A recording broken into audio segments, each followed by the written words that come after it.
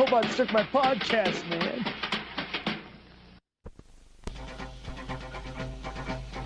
Nobody is safe from the man from Hong Kong. Listen, there's a Chinese cop in town. He's beginning to annoy me. Yeah, I think he should meet with a slight accident. Jimmy Wang Yu is the man from Hong Kong. A furious arsenal of martial arts. With his sights set on smashing organized crime.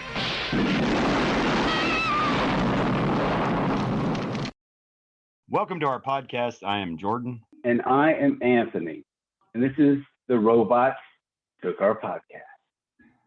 What are we talking about? Podcast, man. What are we talking about this episode, Jordan? We'll be talking about The Man from Hong Kong, a movie I became a fan of recently over the last few years. And I told you had to watch it, so I'm curious to what you think as well. And it was a good suggestion.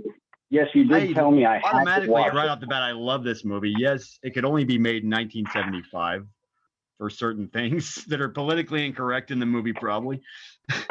Yeah. Man, it has a great title song. It has an awesome score, a cool title sequence. It's James Bond meets Dirty Harry, in my opinion, meets Enter the Dragon. It's kind of like, okay, let's set the background here. And I was new to this, which is great. And I love discovering new things, new films and new genres. Because movies what from the this past is, are fun to dig up, and especially. Yeah. It's great when you've never heard of it, never seen it, you know. Yeah. You're discovering new things all the time. But this is a mismatch or a mix and match of a blend of Aussie-exploitation, Australian 70s, 80s cinema, right? i.e. Mad Max. Yes. And Hong Kong action films of the 70s. This is like a match of those two, right? Oh, yeah. And maybe we'll talk about this in a minute, but how much Australia is this versus how much Hong Kong? You know what I mean? It's interesting. I'm not an expert in like Hong Kong action as much as I should be. I haven't watched as many of those movies as I should have, nor Australian exploitation movies of that era. But I think it's a good introduction to both. It's a twofer. You get two for the price of one. Hong Kong meets Australia, right? Yeah. So we have literally, and yeah, I would agree with that assessment. I mean, it's only a few years before Mad Max. Mad Max was released overseas in 1979, and then it came over to us in 1980, to my knowledge, despite what Google may tell you. But already, yeah, they were already at it for a while in Australia. So you've got you're right. Almost like you get two movies for the price of one in 90 minutes or so. A kung fu movie and an exploitation movie together. Exactly.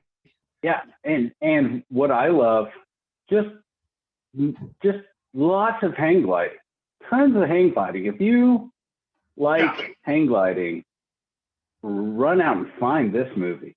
This is your film. They don't miss an opportunity to show the rainbow hang gliding. Like talking about hang gliding, taking it from where you were saying about hang gliding. The theme song we have to talk about because it was a bigger hit than the movie back then, from what I know. It's called Sky High, Sky High by Jigsaw, a band called Jigsaw. I assume they were Australian. And they were also serial killers. Jigsaw. We trapped people with their song. Formerly known as Jigsaw, now wanted for murder. So yeah, and yeah, you got that song over beautiful shots of hang gliding in CinemaScope, all its widescreen 235:1 glory. I didn't mean to get technical, sorry. You're good. And then You're good. Jimmy Wang Yu, the lead actor. What an interesting actor. Dude, Nothing he but good carries things to this say movie. about this guy. Yeah. He carries. Okay, before we get into that, got power. I mean, he's got power in all directions. I think he's got screen power, presence. Almost like, man, he's got something. He's interesting to watch. Not just his martial arts. He commands the screen, man. He owns it when he walks through the door. Just what a bad motherfucker. Pardon my French. He carries the movie. Yeah. No, you're good. You can say that. I mean, he's a cross between Dirty Harry and James Bond, literally. But man, I think he only did a couple of films before this, and one of them he was just posing as Bruce Lee, in one of them, from what I know. And I only know that because apparently the New Beverly was showing a double feature, and I had to tease them in the comments about no man from Hong Kong. What? Anyway, let's go through the plot real quick here. All right, let's go through the plot. The plot, yes. Good. I don't want to like belabor this with the plot, because this is one of those movies like these, we're always seeing these Hong Kong movies like this happens and this happens and this happens and this happens and this happens. They all lead to a fight scene and they all lead to whatever. And it's just like, yes. But basically, to tell everyone what this movie's about, it begins at Ayers Rock and the drug deal. And then the Aussie. Is this a famous tourist spot I did not know about with in Australia, I guess? Oh, totally. It's world famous. They even tell you in the movie it's world famous. Just talk about the plot. Beautiful action scene going on this giant rock, basically. Ayers Rock in Australia, big tourist thing. There's even a tourist bus, and then there's a drug deal, and basically the Aussie drug enforcement agency, whatever they call them, come in and bust this guy. They get this dude after much martial arts on Ayers Rock. Beautiful location. Great fights. This movie has lots of great fights. That's where the Hong Kong part comes in. Lots of great fights. The influence. Also, I wonder if the lead actor, Jimmy Wang does his own stunts even. Sometimes it looks like he does. And sometimes it looks frightening. I think he does. I've got something about that to say in a minute, But I'll tell you one thing I was wondering, Jordan, is I was like, who's the man from Hong Kong? So the first few minutes of this film, I'm like, is this the man from Hong Kong? Because there's this Asian guy, and I was obviously stereotyping. And I was just like, this must be the man from Hong Kong. That wasn't the man from Hong Kong. And then like he gets busted, by some other folks, and I'm just like, are these the men from Hong Kong? Who is the man? And then we get cut to the hang gliding, and I'm like, this must be the man from Hong Kong hang gliding. And then finally we get to the man from Hong Kong. So everybody, it takes a minute before we figure out who the man from Hong Kong is, and he is from Hong Kong. And he's a man. He gets to be because he's in the title sequence. He's got to own the title sequence as well, because we see him in all his glory. Jimmy Wang Yu is the man from Hong Kong. Well, is he the man from Hong Kong though? See, that's the existential question here: is who indeed is there? There's a couple of people from Hong Kong. Started the whole movie off in this trajectory. Yeah. Is he the man from Hong Kong? Yeah. Oh, getting back to the plot though, we. Yeah, but I mean, basically the whole situation is they get this dude with this drug deal. They capture this guy from Hong Kong, another guy from Hong Kong, and they got to bring another man from Hong Kong in to extradite him back to Hong Kong because he's like a Hong Kong national. Their stuff. They can't just throw him in Australian jail. And you know what? Oddly, this was like in a way was the Ridley Scott movie Black Rain, which was almost a reverse of the whole thing, where Michael Douglas goes to Hong Kong.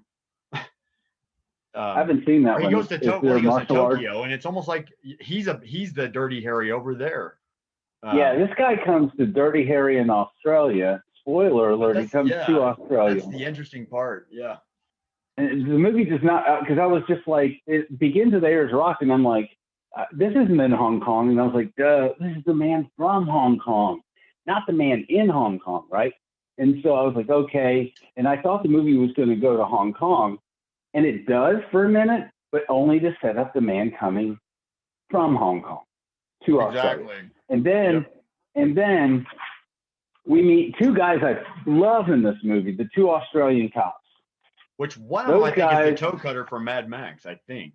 One is the toe cutter. They're both in Mad Max. These are apparently I was just I looking think at their those are some IMDb. major Australian players from that time period. Yeah. These are some big Australian players. I don't know all these movies, but they were. Me sound like an old man central saying players all of a sudden, but players. Well, you're a thespian at heart, Jordan. I understand. It's an art. The players in this film, these guys are great. These guys are. I love their chemistry. They're just having lots of. There's a lot of bad and dirty as cops can get back then. They perfectly are within the 1975 setting of the movie. One dude is like this. At one point, this one dude's got wild hair and a mustache, and then the reporter. He goes to see the reporter later in the movie, and she's like, "Do you want a cigarette or do you grow your own?" Because he just fucking has this massive hair, and he just looks like a big old hippie, kind of, you know. Yeah. Oh, my favorite moment was the moment where it's not so politically correct either, but he says, "Look, this is Australia, not 55 days of Peking." And he goes, "But I love Jimmy Wang-Yu's comeback." He says, "Don't give me any shit." These two guys are like they just have Crockett and Tubbs. The Crockett and Tubbs, you know. Yeah, the Riggs. They're the buddy cop, the early buddy cop. I mean, there weren't many buddy cop movies in the 70s. More of them were in the 80s, I feel like, in the 90s. 80s and 90s were all about the buddy cop genre. But anyway, they just have this buddy cop vibe, and the man from Hong Kong comes, and he's not playing, and and they keep saying, like, you know, just do your stuff and go. Fong or whatever his name, I think it's Fong. They say, you know, hey, just get this guy and go. And I want to tell you something about this movie, though. This movie could have been over in 15 minutes, because he could have been like, yes, I've got the guy, I've got his contact, you know, I know who he's coming to meet here, and I'm going back to Hong Kong. Goodbye. That could have been the movie. That could have been it. But this dude does not go back to Hong Kong. He stays and goes after the bad guy, who we find out very early is George motherfucking Lazenby. George Lazenby. One of the James Bonds, one James Bond movie he was in. On Her Majesty's got a Bond. The funny part is, like, this is, like you said, this is like a Bond movie. It's like a Hong Kong Bond movie. This dude is like a Chinese James Bond or a Hong Kong Hong Kongese, whatever. Well, James Raymond Bond. Chow was one of the producers of this movie. Oh, so wow. That was the Hong Kong part, yeah. And I know the original title was The Dragonflies. That's what's on the poster of this that I own. But George Lazenby, yeah, we could talk about George Lazenby for a second. You have a poster of this movie? Yeah, I found it on eBay. I got lucky and got it for $16. Sorry, you're saying George Lazenby. The porn stash he's got, you know, and then when we first meet him, he's doing a William Tell on a hot blonde. William Tell, for the layman, is he's got a bow and arrow. There's an apple sitting on top of this blonde model-esque looking woman, and it's a party setting, and he shoots a bow and arrow into the apple perfectly, and nothing happens to her. And the audience is like, ah.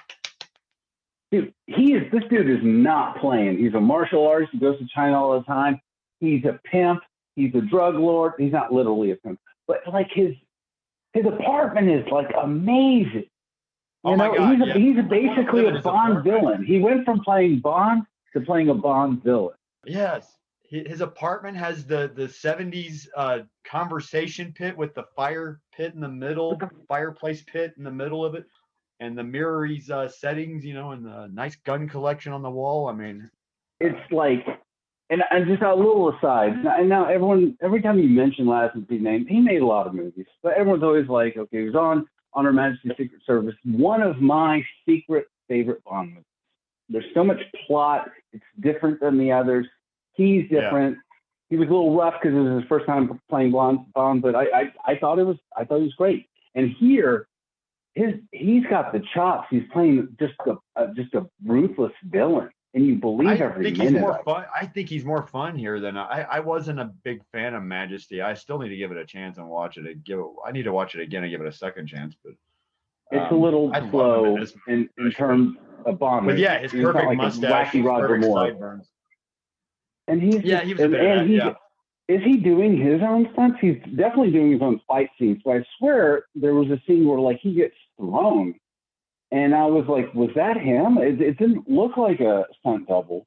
But I think No, it Lazenby does definitely look like he's doing his own. I mean, because definitely he's doing his own karate moves. He doesn't have a double doing it. I mean, he might have a stunt man he's fighting usually, but and that's the much thing about this respect. movie too. We should talk about the stunts. Some of the stunts look like they were. I mean, some of the car stunts reminded me of Gone in 60 Seconds, not the Nicolas Cage version, the original '74 version, where you can see shit done for real. Yeah. You know, where you Okay, go, so well, we're getting ahead of ourselves. I don't know Let's about back that. up here. Let's catch everybody up on what happened so far. I don't want to go through the plot so much, but anyway, the man from Hong Kong stays and then goes after George Lazenby. Goes after this George Lazenby bad guy character who's very interesting. This very interesting villain. He's got an army of fighting men, basically, and thugs. And this dude, the man from Hong Kong, Fong, is just fighting people And every he's a 5 local minutes. guy too. He's a local Aussie. And not hiding it. There he is, you know, in all his Aussie glory. Yeah. And so Fong is fighting his way every 5 minutes. That's where the Hong Kong aspect comes in.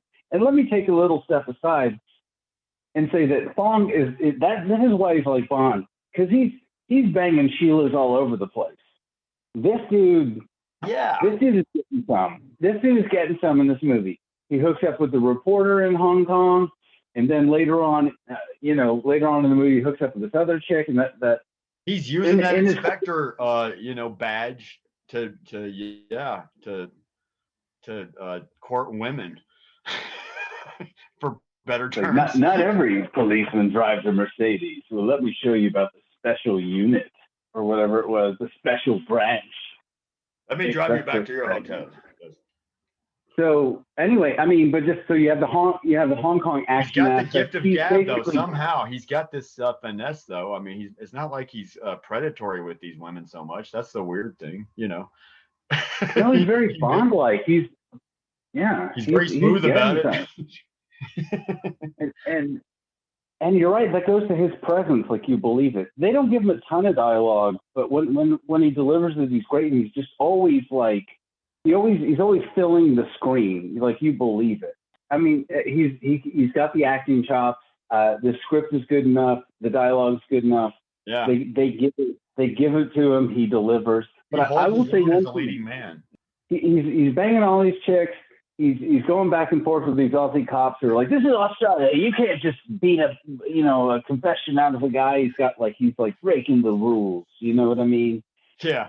He's on this quest after Lazenby and just keeps running afoul of his men, just like going right for him. He's just like going after him. If he'd gone to New York back then, it might have been a different story. They might have told him something different, you know. Okay, do what you gotta do. There's this sequel. The Man from Hong Kong. Oh my God, that would have been awesome. The Man from Hong Kong goes to New York. Oh my God. Yeah. And then, I mean, he could just go all over the world. You know what I mean? Yeah. And the man from Singapore meets the man from Hong Kong. You know, and that would have been awesome, man. If they made like a Jingo trilogy out of it, you know, or. This is a missed opportunity. This is a gem. This is a good movie. This is entertaining from start to finish. The thing is, too, I'm certain the movie still did well, and also I think the song probably helped the movie more. I imagine, you know. I don't know. Man is a man is a man. There's so many. The movie came out a year before you and I were born, so you know. Yeah. It's not like I remember what happened back then with it, but I was not watching this when I was a baby. You know what I mean? But from my research, that's what it seemed. Just from some little, I know the song was a big hit, a bigger hit in the movie, almost. The movie probably benefited from the song a lot of times, but because it's on the poster with a tagline, even, you know. Featuring the hit single "Sky High" by Jigsaw. There's so many like really cheesy 70s songs, you know, and it's just, especially with the hang glider, it feels like the most 70s movie ever. Oh yeah. It's just like songs in the hang glider, and like everybody, we're gonna watch the hang glider for 15 minutes, and we're gonna play this, you know, Helen Reddy song or whatever, you know, this Carpenter's tune. It's not a Carpenter's tune, but there's a movie called Sky High, I think, that came a year after. I think it's Sky High with James Coburn, and they have hang gliding in that movie too. And it doesn't have a song in the movie, but the same song. But Dude, we should just do a show about hang gliding movies. Go for it. And what else? there's a lot. Neil, you're right though. There's a lot of hang gliding in the Neil Simon adaptation in the 70s. Man, you're right though. A lot of hang gliding in the 70s. I want to tell you, it's just not discussed enough. People have not really. The 70s was big with outdoor activities like hang gliding. Hang But gliding. anyway, back to the man from Hong Kong. Back to the man from Hong Kong. Right, I will say this about his fighting style. I noticed his fighting style. He kicks a lot of people square in the balls. Yeah. He is the king of the nut punch. That's really his signature move. Yeah. His whole style of kung fu is basically just punching someone in the nuts. And I guess it works, but I'm just saying, that's something I noticed here. Maybe that happens in a lot of Hong Kong movies. Maybe they go right for the family jewels. But this dude punches everybody in the nuts at every opportunity. And I guess it works. About that. But going back to like Jimmy Wang Yu doing his stunts, he climbs up this water pipe 10 stories. And I swear to Up God. the side of a building. Yes. Off the side of a building, there are no obstacles. And maybe fans of like, And it's about a 12-story building. They do that all the time. 10-story building, yeah. Dude, no, I didn't see any wires. I didn't see any. No, it looks like it's done for real. You're right. I don't see a wire, even a harness on him or anywhere. He's like, he's just owning it. Like, and then there's the scene like at the end where he's like dangling off this. He gets this rope and jumps off like the top of a building. There's one of those window washing rigs platforms. Yeah. Whether he had a double or not in that scene was clearly done for real, though. That's the thing, And I think like a lot of these Hong Kong action movies, that's what it was. It was like safety be damned. We're going to throw some guy off the side of the building. Yeah. Hope he lived. But in Ausploitation, usually that's the funny thing is sometimes they were pretty. Well, wait a minute. Now, what am I talking about? In the for your thighs only, your size only. That weird James Bond thing where they use a little guy. India. I mean, they hung him from a fake wire stunt thing from a crane. I think they hung him from a crane with a rocket on the back of him, and he looked terrified, of course, because he's hanging like 20 feet off the ground, doesn't know if the thing's really sturdy or not, Yeah, they didn't have OSHA back then or whatever. He looks terrified though. Yeah. You can get away with a lot of things in Hong Kong and Australia you couldn't do today. That's clear in this movie. I mean, I know people got hurt on Titanic though, on the stunts on Titanic. So, and that was 97. So when you're in a foreign country, sometimes I guess anything goes sometimes on a movie, I guess. Maybe that's why you film in a foreign country and you don't film here. Oh, definitely because there's less regulation and because you deal with that in Hollywood all the time. You got regulation, you got Teamsters, and in New York. Dude, yeah. Don't you get me started. Permits. You better be careful. You better have the proper people doing permit. Not so in Australia. And here's where I think eventually they come to the car chase. Okay, what happens in the plot wise is he gets beat up, almost killed. This dude again, he should have gone back to Hong Kong. Yeah. But he gets stabbed and sliced with knives so many times, and then he falls in love on top of that. Yeah, this dude gets beat the shit out of him. And then he's so beat up after this one amazing set of scenes where he's like going to the dojo and he's fighting a bunch of people. And he jumps into this van with these girls who are Deus Ex Machina. Luckily he was there. He jumps in there. And it's kind of funny. It's like, this one chick's like, he's a good man. We should help him. And it's like after he says, he's dead, they're trying to kill me. Right. Some bloody man jumps in your van in the middle of the night. And you're like, he's okay. But luckily they were there for the plot. Doesn't matter who that would be. Most people would be, And one of them's another Sheila who. But it's Jimmy Wang, really, who's charming. I mean, how could you? He's like, hey, Jimmy Wang. I mean, I'd let a bloody Jimmy Wang jump into my van anytime. Sure, I bet you would, Jordan. I bet you would. That's another story. Yes. So anyway, then he and this chick have this love affair while he's healing. Well, at least they acknowledge this time that he's been like cut up. He's been beat up and cut up and stabbed and everything. After having And a then they sword fall in fight with love. George Lazenby and then going through all his men and surviving all his men after and killing a lot of them. And yeah. Again, it's just I blame him. He's got no one to blame but himself. He could have let the Aussie DEA take care of that. No, he's got to be a hero. But yeah, there you go. But he's a badass every step of the way. And he falls in love with this chick, the second chick in the movie that he's getting down with. There's a 70s love montage, There's a love montage. They're literally riding horses and literally walks in swimming. the park. Walks in the park. It's beautiful. It's walking so on logs and almost falling and laughing, and all that. Man, it's funny how much they repeated that stuff in 70s love montages. It looks like the same love montage from the few previous years movies like Skyjacked with Charlton Heston, anyway. But yeah, it's like.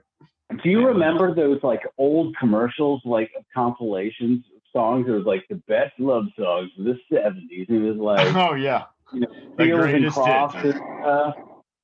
Oh, to you, and it would just show like montages of people walking on their feet. Those love themes from all those precious moments of your last years. And it was like, that's what this whole scene was like. But it's the 70s. That's what it was all about. Just because this movie had to let you know it was in the 70s. We have a long montage, love montage. Yep.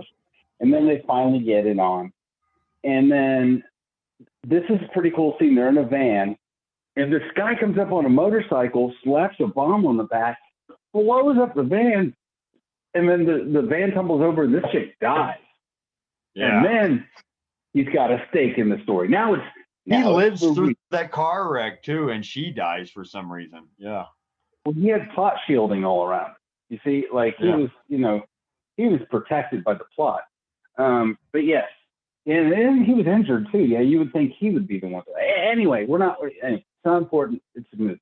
Suspension of disbelief. In a movie, how many movies in a movie where people just tumble over a cliff in a car and then walk out like nothing's happened with it? The same thing happens later in Lethal Weapon 2, though he falls in love midway through the movie. They kill her off real quickly, and then that's the impetus he has to go after the bad guy and fuck him up. The same thing happens in On Her Majesty's Secret Service. James Bond falls in love.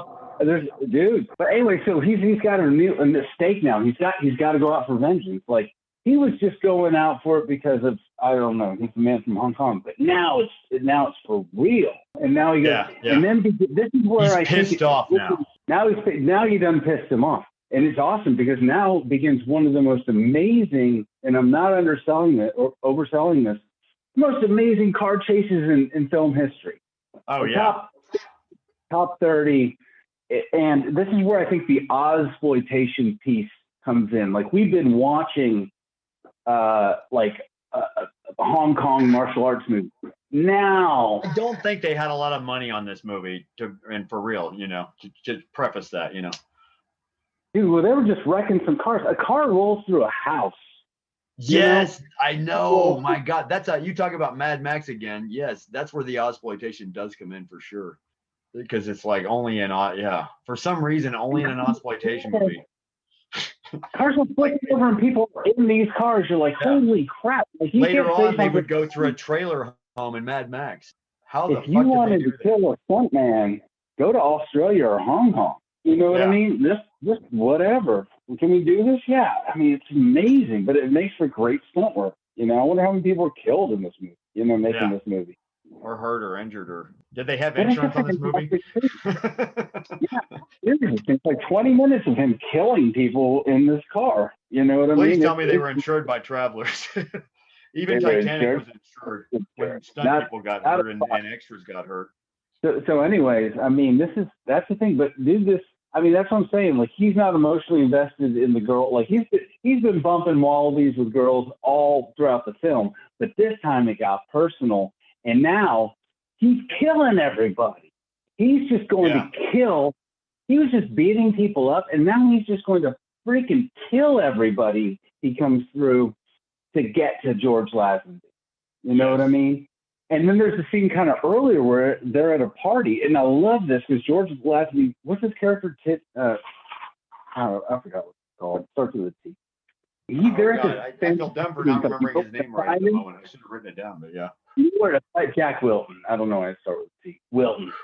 So he goes to find Wilton at this party, and then Wilton sees him, knows who he is, and he's like, "Hey, everybody!" This is after he shoots the apple off that chick's head, and he's just like, "Hey, how about a martial arts competition?" And he just calls this dude out in front of all these people, and this is how much Wilton doesn't give a damn. They start fighting right there in front of people, and then I think the people realize it's not a martial arts competition or exposition. The party looks like it would be expensive in reality too. I mean, even in the 1970s.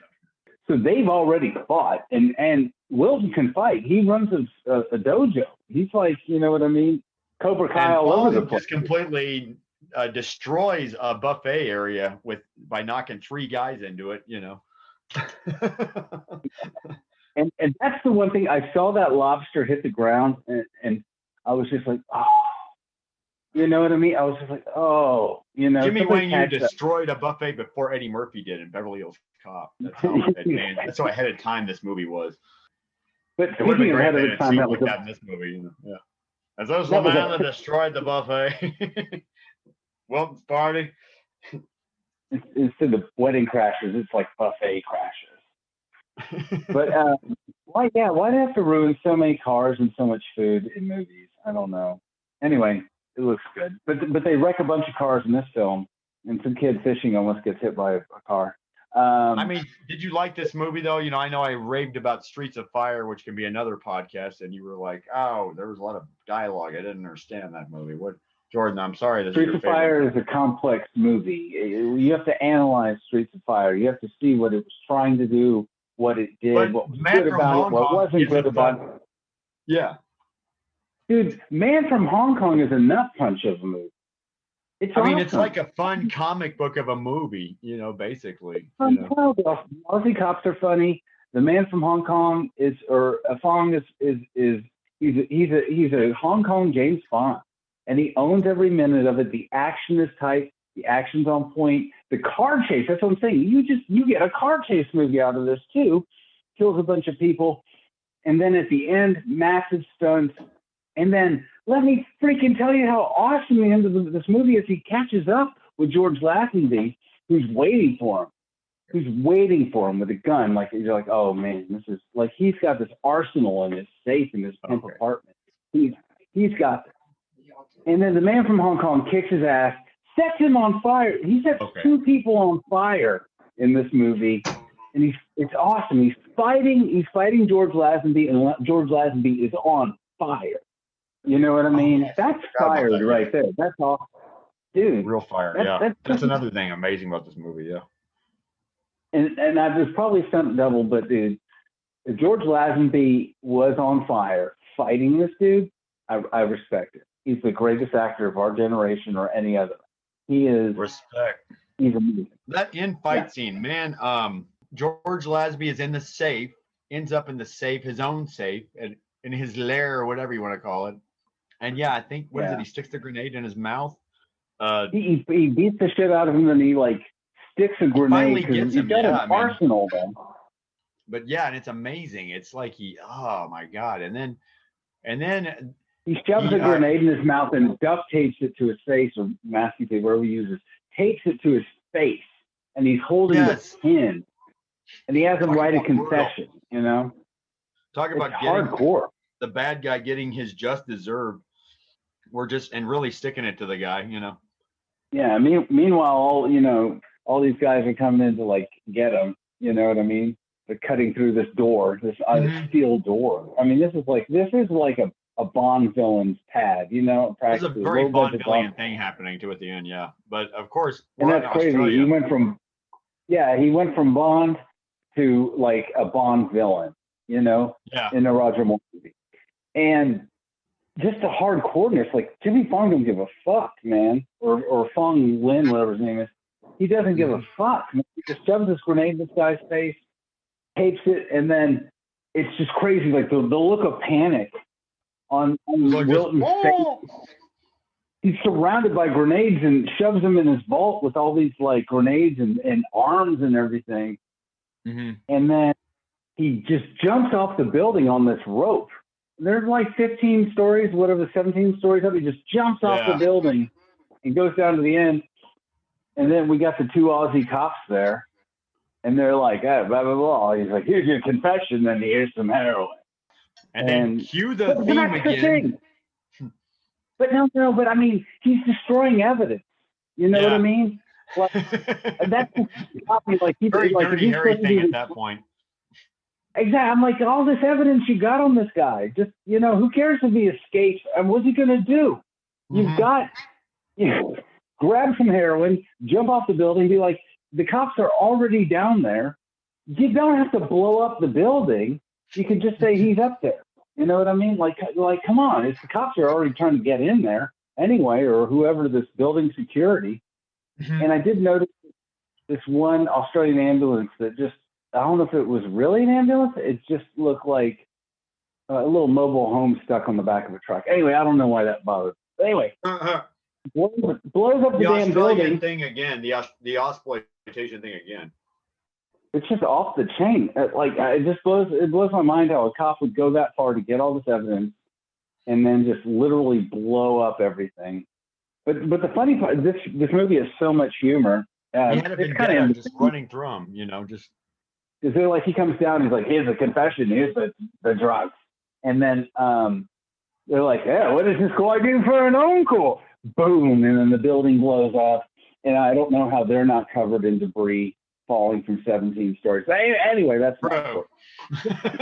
Why it's not raining glass and smoke all over them? Yeah, or dust. I mean, like a lot of big fucking dust. In a different location. You know what I mean? It's just. But anyways, bang up job, Jordan. This is a film. It's got action. It has Hong Kongese Bond, antics. It's got lovable Aussie cops. It's got everything. Car chases. It's the package, man. It checks all of the boxes. It's weird too that the theme song, the lyrics in the end kind of echo, what happened at the end of the movie. You've blown it all sky high, Yeah, exactly. And I thought that too, because I was just like, what does this song mean? And then at the end, it's like, oh. Like, oh, maybe that's what the song really means. Is like he's singing about the hero. Maybe that's what it means. I don't know that for a fact, though, of course. He just leaves a trail of destruction, and these cops are following him. They're just like, there's only a few. This is a low population country. He's going through, as many as he can. And the death toll in this is crazy. This is like Outlaw Josie Wales' death toll. Drink every time someone dies, and you're not going to make it through this movie. There's a body count here.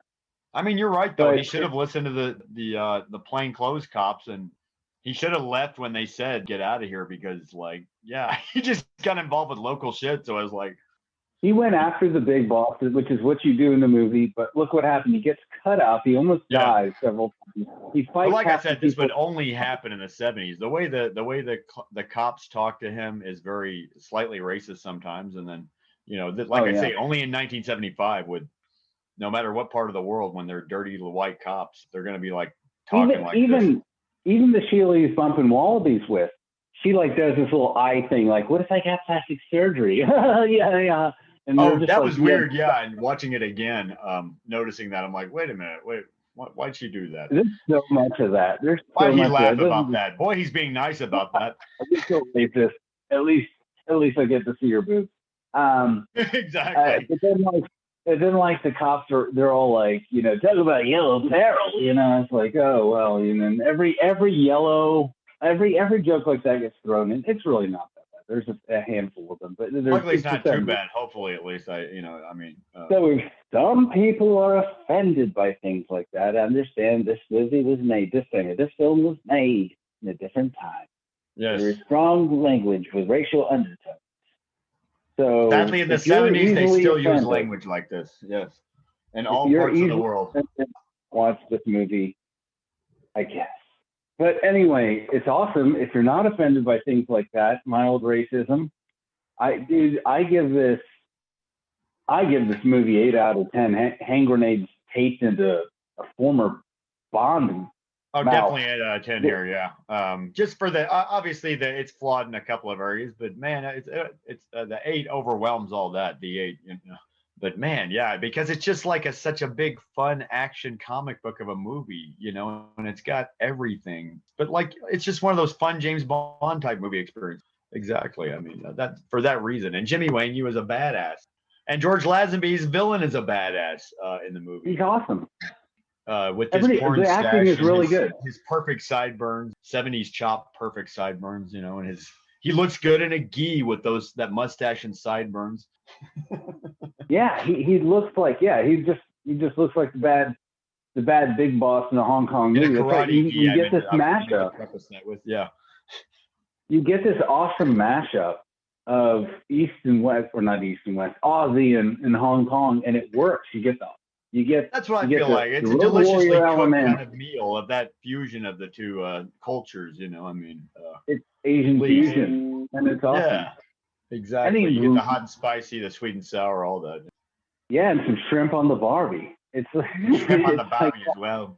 But look, mate, this is Australia, not Hong Kong. Understand? I love it. This movie needed a sequel. What if the two Aussie cops got a sequel, and like the next movie, another man came, like the Man from Tokyo. Like, boy, crikey, we've got another one. You know what I mean? Like, here we go again. The Man from Casablanca, or something, or The Man from Casablanca. I don't know. This movie checks all the boxes. Like I said, it's awesome. Thank you for recommending that. They should have had 2 sequels at least to this movie. I think. I mean, Shaft went all the way to Africa. Why couldn't the Man from Hong Kong go to a different country all of a sudden? The Man from Harlem. It'd be just as interesting if he went to Georgia. The Man from Hong Kong visits Georgia.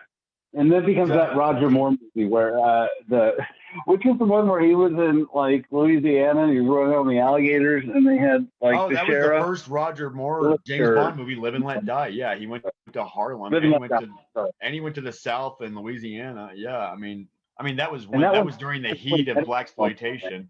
That was good. We need to talk about some Bond movies at some point. I don't know. Yeah. But this is as close as it gets. This is awesome.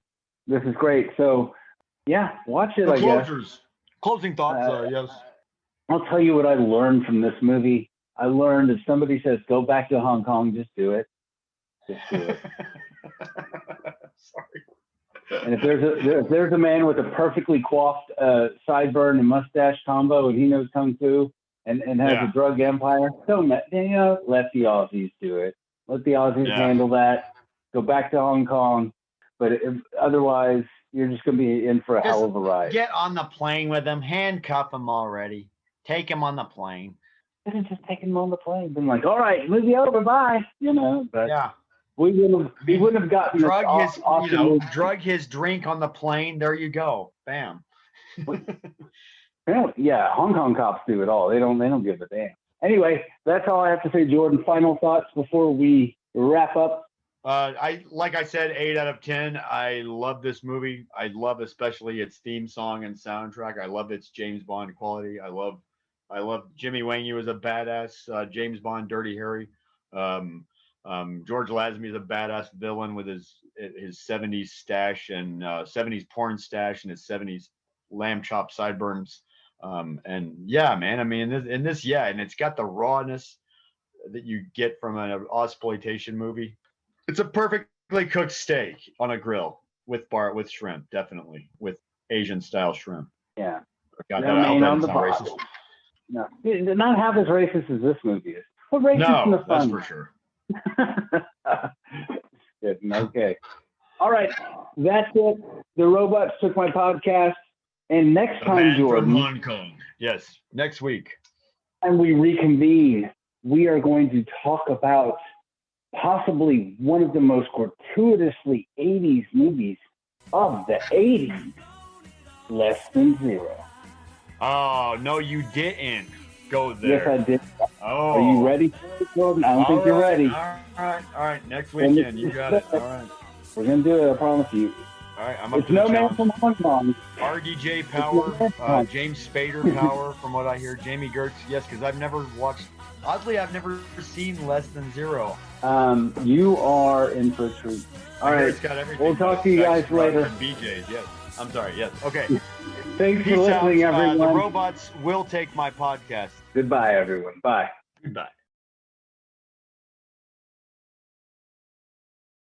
All trailers, clips, music, or any other copyrighted material are used sparingly, edited from their original forms, and used for the purposes of criticism, discussion, commentary, and education about these fine films.